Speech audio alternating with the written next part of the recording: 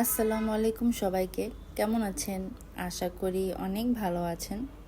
আজকের এই ভিডিওটি হবে একটি সুন্দর রিসর্ট নিয়ে। রিসর্টটি হচ্ছে সারা রিসর্ট, যেটি গাজীপুরে অবস্থিত। এই রিসর্টটির সৌন্দর্য আসলে না বললেই না, কারণ এখানে ছোট বড় যারা আসে সবাই খুব খুব খুব পছন্দ করে। কারণ ওদের এখানকার এনভায়রনমেন্ট প্লাস এখানকার ফুড প্লাস বাচ্চাদের যে খেলাধুলার ব্যবস্থা আছে সবগুলি অনেক ভালো, অনেক মনে ধরার মতো। আমরা এখানে গিয়েছিলাম ঈদের একদিন আগে, কারণ ঈদের ভিতরে আমরা একদমই খালি পাই নাই। আমরা অনেক ট্রাই করেছিলাম, কিন্তু ওদের কোনো রুম বা ভিলা খালি ছিল না, যার জন্য আমাদের একদিন আগেই যেতে হয়েছিল।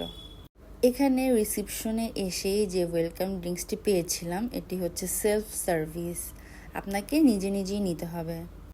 ওয়েলকাম ড্রিঙ্কসটি খেয়ে একদম ফ্রেশ লাগছিল, আমার বেবিও অনেক লাইক করেছিল ড্রিঙ্কসটি। এখানে আমরা সেকেন্ড টাইম এসেছি। ফার্স্ট টাইম আমরা এসেছিলাম 2021-এ, তখন আমার অ্যানিভার্সারি ছিল, 1 বছর উপলক্ষে আমরা এসেছিলাম। আমার কাছে সারা রিসর্ট অনেক ভালো লাগে এবং এখানে বারবার আসতে ইচ্ছা করে, কিন্তু এবার এসে আর কি একটু ডিসঅ্যাপয়েন্ট হয়েছি, কারণ আগের মতো ওরকম মেনটেনেন্স নাই। রুম সব ঠিক ছিল। আমরা টাওয়ার বিল্ডিংয়ের রুম নিয়েছিলাম 8 ফ্লোরে।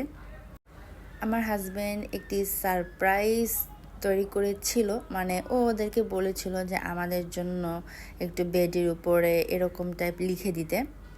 সো এই ব্যাপারে আমি জানতাম না, আমি হঠাৎ করে এসে একদম সারপ্রাইজড হয়ে গিয়েছিলাম দেখে। আমার খুব ভালো লাগছিল এবং ওরা অনেক এফোর্ট দিয়ে কাজটা করেছিল। আচ্ছা, আমি যে বিষয়ে বলতে চাচ্ছিলাম যে ওদের মেনটেনেন্স একটু কমে গিয়েছে। যেমন আগে যখন এসেছিলাম এখান দিয়ে অনেক ফ্লাওয়ার্স ছিল, অনেক ফ্লাওয়ার্সের কাট ছিল, যেগুলো এখানে কিছুই নেই।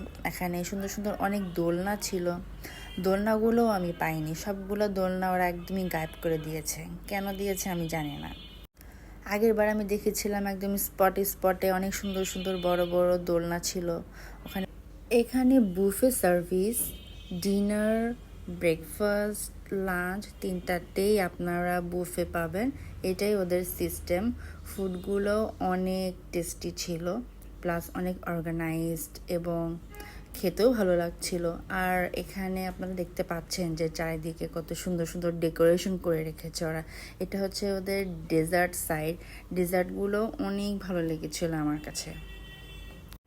প্রত্যেকটা ডেজার্ট অনেক টেস্টি ছিল। অনেকে হয়তো সুইটস লাইক করে না, বাট যারা লাইক করে তাদের কাছে খেয়ে অনেক ভালো লাগবে আমি আশা করি, যেহেতু আমার নিজের কাছেই ভালো লেগেছিল। আপনারা এখানে আসলে অবশ্যই ডেজার্টগুলো ট্রাই করবেন। তো খাওয়া দাওয়ার পরে কিছুক্ষণ রেস্ট নিয়ে আমরা বিকালবেলায় বের হয়েছিলাম সুইমিংয়ের জন্য।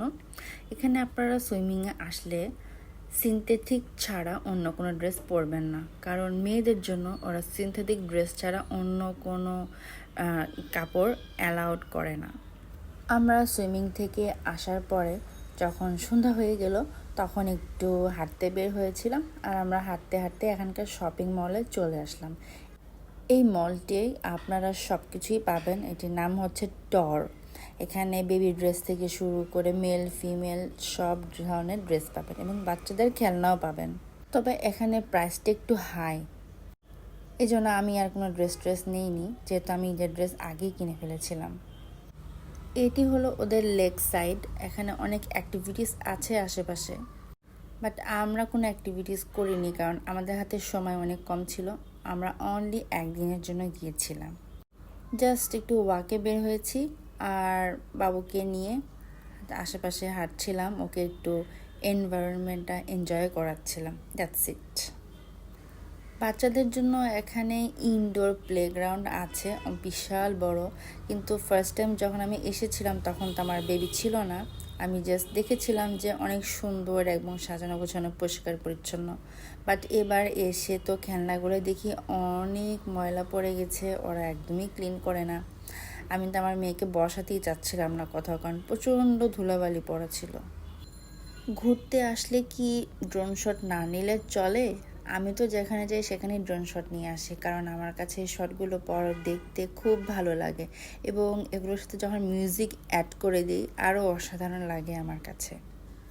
যাদের কাছে ড্রোন আছে, যারা ব্যবহার করেন, তারা অবশ্যই নিয়ে আসবেন। এখানকার ভিউ কিন্তু অনেক বিউটিফুল। এই দেখতেই পাচ্ছেন ভিডিওতে কত সুন্দর, চারিদিকটা একদম গ্রিনারি লাগছে। সো আপনারা চাইলে এখানে ড্রোন নিয়ে আসতে পারেন, সুন্দর সুন্দর ড্রোন শটও নিতে পারবেন। আমার ড্রোন শটগুলো অনেক লেন্দি, সো আমি জাস্ট ছোটো ছোটো দুটো ক্লিপ অ্যাড করে দিয়েছি। আপনারা এনজয় করতে থাকুন আমার ক্লিপগুলো। ওয়াশরুমের ক্লিপটা আমি লাস্টেই অ্যাড করে দিলাম। ওয়াশরুমটা একদম পরিষ্কার পরিচ্ছন্ন ছিল, আমার কাছে ভালো লেগেছে। ছোটোখাটোর ভিতরে ভালোই ছিল। তো পরের দিনে চলে আসলাম। এখন হচ্ছে আমাদের বিদায়ের পালা। বিদায় বেলা আসলেই অনেক কষ্টের। আমি তো কোথাও গেলে আমার আসতে ইচ্ছা করে না, কিন্তু আসতে তো হবেই। আজকের ব্লগটি যদি আপনাদের ভালো লেগে থাকে তবে অবশ্যই লাইক, কমেন্টস এবং সাবস্ক্রাইব করে দিবেন। আপনাদের উৎসাহ পেলেই আমার ভিডিও তৈরি করতে অনেক ভালো লাগে। আল্লাহ হাফেজ সবাইকে।